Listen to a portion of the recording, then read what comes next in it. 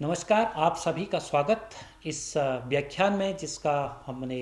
जो व्याख्यान का हमारा जो नाम है वो IMTA यानी कि जो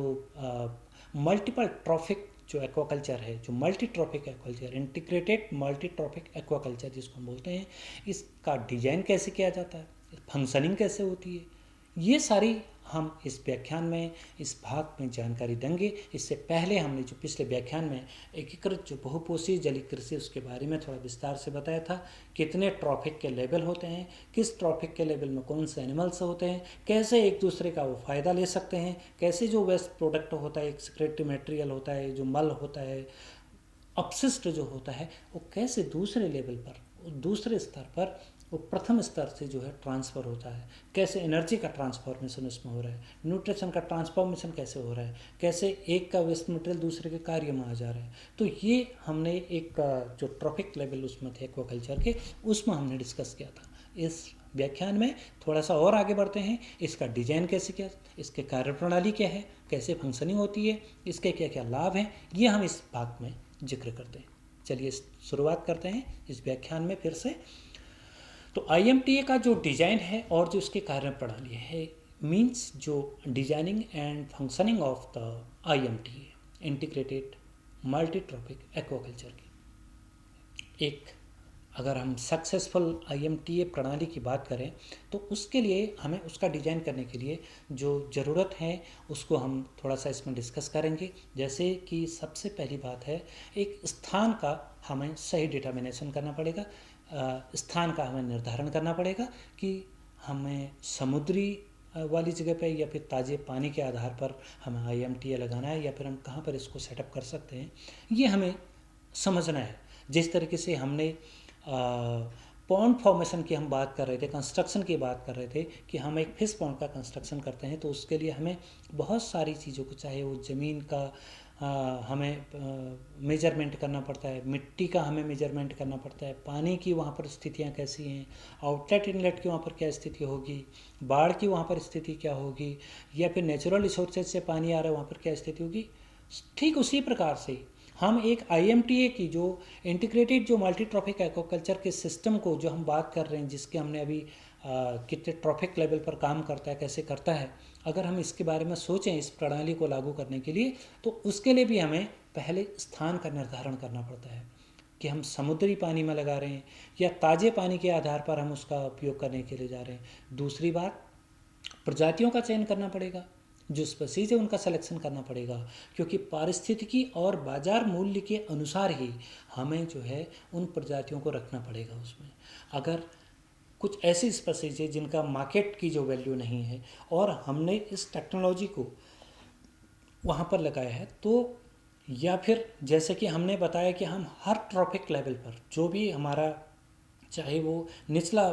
ट्रॉफिक का लेवल था या फिल्टर फीडर का लेवल था, तो हमें उसकी भी मार्केट वैल्यू देखनी पड़ेगी, तो बाजार मूल्य के अनुसार भी, और जो वहाँ पर इकोलॉजिकल स्टेज है, जो कंडीशंस हैं, उसके अनुसार भी हमें उसको देखना पड़ता है। साथ में जो स्थानिक जो उनकी व्यवस्था होती है, यानी कि जो मछली है वो पिंजरे के पास शैवाल और फिल्टर फीडर डिजाइन में कैसे उसका उपयोग होगा, ये बातें भी बहुत महत्वपूर्ण इसमें हैं। जैसे कि जल प्रवाह की दिशा हमें देखनी पड़ेगी, अपशिष्ट बहाव का जो मार्ग है वो भी हमें ध्यान में रखना पड़ेगा कि उसका बहाव किस तरफ को है, और जो प्रजातियों के बीच में जो स्पीसीज हमने उसमें रखी है उनके बीच में एक जो न्यूनतम यानी जो मिनिमम डिस्टेंस है वो भी हमें रखनी पड़ेगी। तो ये बातें भी हमें ज़रूर ध्यान में रखते हैं। अब इसमें कुछ तकनीकी दृष्टि से भी हम ध्यान में रखेंगे कि जो फ्लोटिंग नेट पेन सिस्टम होता है वो हमने कैसे सेटअप कर रखा है। पॉलीकल्चर जो हमारा पॉन्ड है या नहीं है वो भी हमें टेक्निकली देखना पड़ेगा। स्मार्ट सेंसर का उसमें यूज़ हो रहा है नहीं हो रहा है, क्योंकि जो ऑक्सीजन, नाइट्रोजन, पीएच, इनका जो कंट्रोल है वो स्मार्ट सेंसर के थ्रू हो रहा है। तो टेक्निकली इसमें भी हमें स्ट्रांग रहना पड़ेगा। तो इस दृष्टि से भी हमें वो देखना बहुत आवश्यक होता है। जैसा कि हमने अभी इसके पहले व्याख्यान में विस्तार से चर्चा की थी कि जो हमारे ट्रॉफिक लेवल होते हैं उनमें किस तरीके से एनर्जी का ट्रांसफॉर्मेशन होता है, तो वो 3 प्रकार की जो मुख्य जो पोषण के जो स्तर थे, जिसको हम कहते हैं 3 main trophic levels in the IMTA system, integrated multi trophic aquaculture. So एक तो हमने सबसे पहला वाला जो बताया था वो बताया था कि हाई ट्रॉपिक लेवल जो हमारे क्या, यानी कि जो ऊपरी पोषण का जो स्तर है, जैसे मछलियाँ हैं उदाहरण के तौर पर, जिसमें साल्मन है, रोहू है, झींगा है,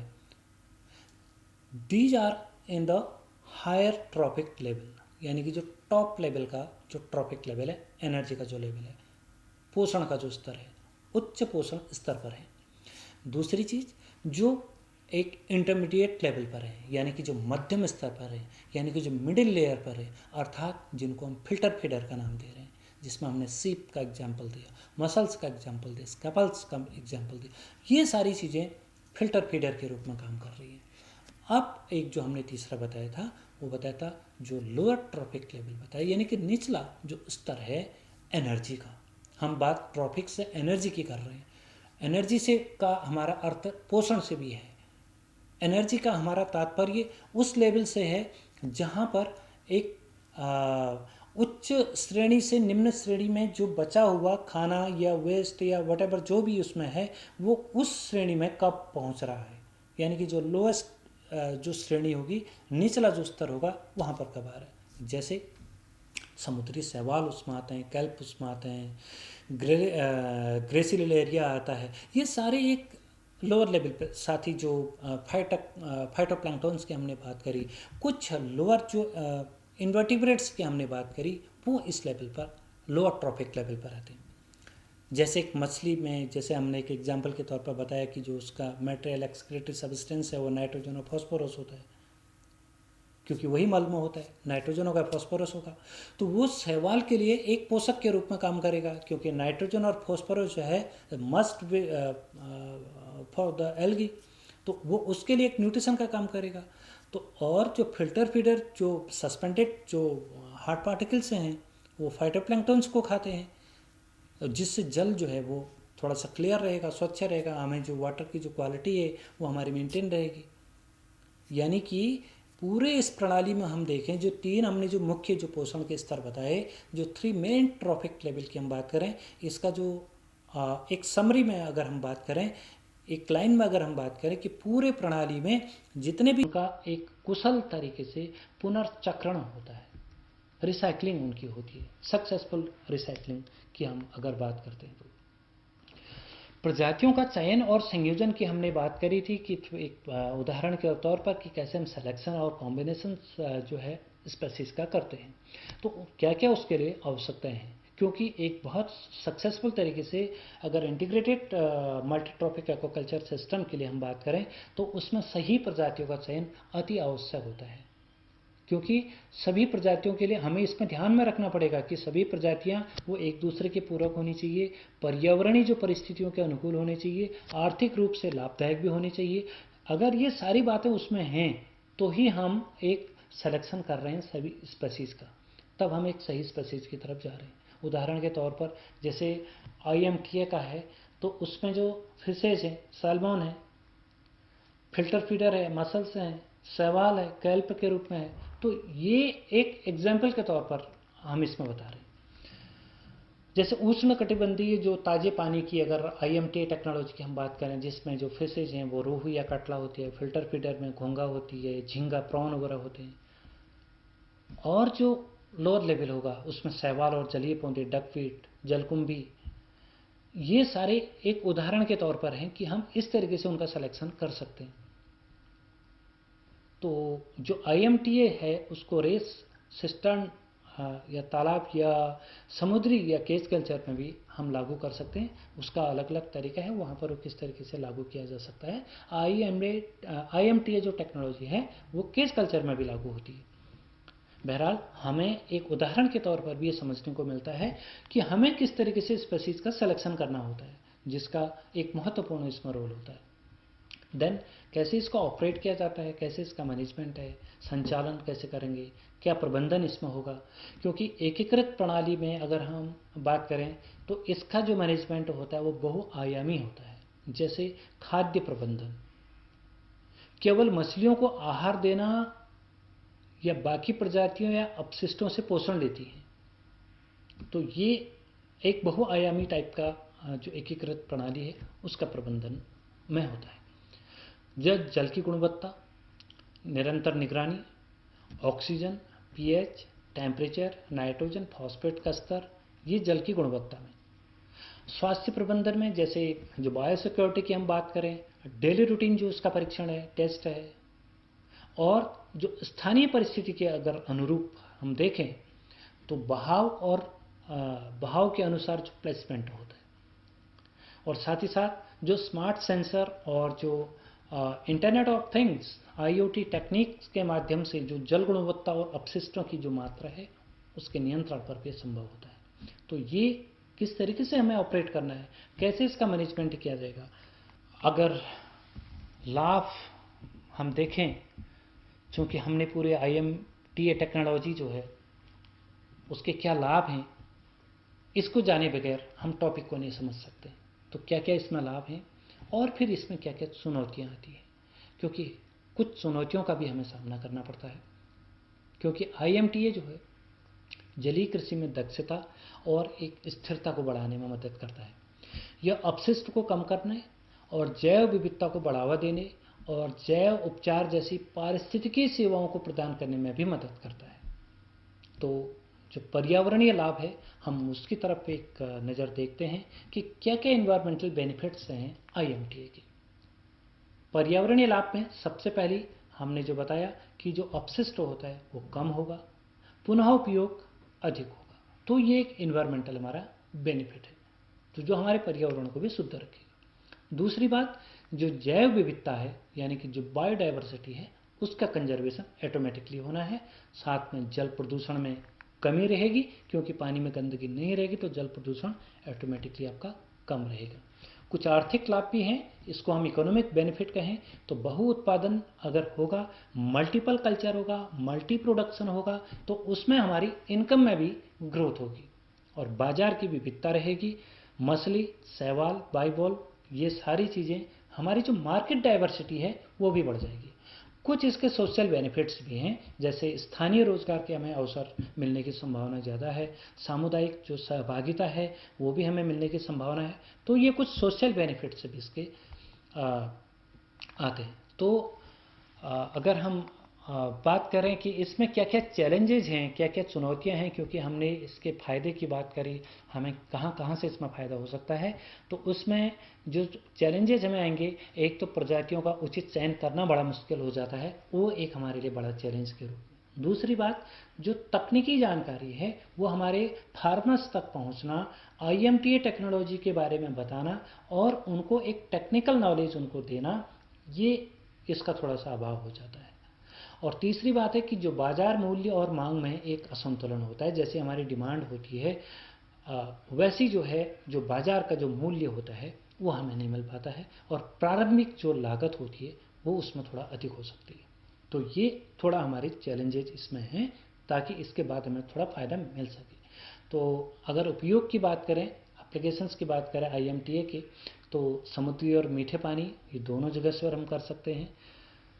समुद्री में भी कर सकते हैं, मीठे जल में भी कर सकते हैं। अगर समुद्री में हमें IMTA टेक्नोलॉजी का इस्तेमाल करना है तो जिसमें सालमन, कैल्प और मसल्स को एक साथ उगाना, जैसे हमने एक उदाहरण की सहायता से भी बताया था। और अगर हमें मीठे पानी में वगैरह को, इनका हम बिजनेस एक कर सकते हैं, एक हमें अच्छा प्रोडक्शन इसमें मिल सकता है कि हम प्रजातियों का चयन भी उचित तरीके से कर सकते हैं और जानकारियाँ भी ले लें इसके बारे में। बाजार मूल्य और उसकी मांग को भी थोड़ा सा हमें देखना पड़ेगा, और जो हमारी प्रारंभिक लागत है थोड़ा बहुत इसमें हो सकता है, लेकिन बाद में वो हमें बैलेंस दे सकती है, थोड़ा सा हमें उस स्थिति पर ला सकती है कि हमारा जो खर्चा है, जो लागत हमारी जो लगी थी, वो उस प्रोडक्शन रेट से हमें और जो मार्केट रेट से थोड़ा कंपेरिजन में ठीक आ जाए, हमें नुकसान ना हो, हमारी आर्थिक स्थिति थोड़ा ठीक रहे। तो ये कुछ चुनौतियां हैं और कुछ इसके फ़ायदे भी। तो महत्व में, जैसा कि मैंने बताया, पूरे अध्याय में महत्व को लेते हुए चल रहे हैं कि IMTA एक टिकाऊ और पर्यावरण के अनुकूल जो जलीय कृषि प्रणाली है, जो खाद्य सुरक्षा, आजीविका और आर्थिक विकास में योगदान भी करती है। भारत और वैश्विक परिप्रेक्ष्य में जो अगर हम IMTA की बात करें, जैसे कनाडा में है, चिली में है, चाइना में है, नॉर्वे में है, ये इन कंट्री में जो IMTA है उसको व्यावसायिक रूप से वो लोग जो है अपने व्यवसाय में अपना चुके हैं। क्योंकि भारत में भी इसका उपयोग हो चुका है, हमारे देश में भी इसका उपयोग हो चुका है, अभी थोड़ा सा सीमित लेवल पर है, लेकिन संभावनाएं इसमें बहुत अपार हैं। विशेषतः जैसे वेस्ट बंगाल में है, केरला में है और आंध्र प्रदेश जैसे राज्यों में वहाँ पर ऑलरेडी हो चुका है। अगर हम सीवा की बात करें, आईसीएआर का जो हमारा संस्थान है चेन्नई में, तो उसमें आईएमटीए पर शोध और पायलट प्रोजेक्ट भी चल रहे हैं कि इसको किस तरीके से और हम बढ़ा सकते हैं। और क्यों आईएमटीए ज़रूरी है, अगर हम बात करें तो संसाधनों का एक सीमित होना हमारे लिए, तो इसलिए आईएमटी की हमें आवश्यकता पड़ती है। पारिस्थितिक दबाव तो है ही है, खाद्य सुरक्षा की आवश्यकताएं भी हैं, नीति स्तर पर जो सहयोग है, प्रशिक्षण है, बाजार की संरचना के माध्यम से अगर भारत में आईएमटी को सफल बनाया जा सकता है तो ये हमारे लिए बहुत ज़रूरी भी है। कुछ केस स्टडी इसमें हैं, जैसे चिली में हमने अब एग्जाम्पल से केस स्टडी का बताया जिसमें ओसनिक आईएमटीए है, जिसमें सैल्मन है, मसल्स है, कैल्प है, और जो समुद्र में जो केज कल्चर जो है उसमें ये इसके रिजल्ट हैं कि 50% से भी कम अपशिष्ट वहाँ पर होता है और 20% से अधिक का लाभ है। कुछ ताज़े पानी में कुछ देशों में है, भारत में आंध्र प्रदेश में इसमें पायलट प्रोजेक्ट सीवा के द्वारा चलाया जा रहा है। जैसे मैंने अभी बताया कि उसमें प्रजातियां हम क्या क्या रखेंगे, जैसे रोहू, घोंगा, डकवेट वगैरह रखेंगे। जल परिणाम उसका भी रहेगा क्योंकि जल गुणवत्ता में सुधार रहेगा, मछलियों की जो मोर्टेलिटी होगी उसमें थोड़ा कमी रहेगी। तो ये कुछ हमारे उदाहरण हैं कि जो हमारे देश में भी और अदर कंट्रीज में भी चल रहे हैं। कंक्लूजन में हम ये कह सकते हैं कि जो एकीकृत जो बहु उष्ण कटिबंधीय जो जलीय कृषि होगी वो न केवल एक तकनीकी प्रणाली होगी बल्कि एक नेचुरल तरीके से हम देखें पूरे इकोसिस्टम में, पूरे तंत्र में, पारिस्थितिक तंत्र में एक बहुत सस्टेनेबल दृष्टिकोण इसका रहेगा। और विकासशील देशों में भी जहाँ संसाधन सीमित रहते हैं तो वहाँ पर आईएमटी मॉडल जो है इन फ्यूचर जो है एक आवश्यकता के रूप में चले जा रहे हैं। तो यदि हम इस प्रणाली की बात करें तो आने वाले वर्षों में भी जो एक्वाकल्चर है उसकी दिशा भी बदल सकती है और हम इसमें बहुत अच्छा बेनिफिट भी ले सकते हैं। तो अगले व्याख्यान में फिर से एक बार मिलेंगे एक रोचक विषय के साथ। तब तक के लिए बहुत बहुत धन्यवाद।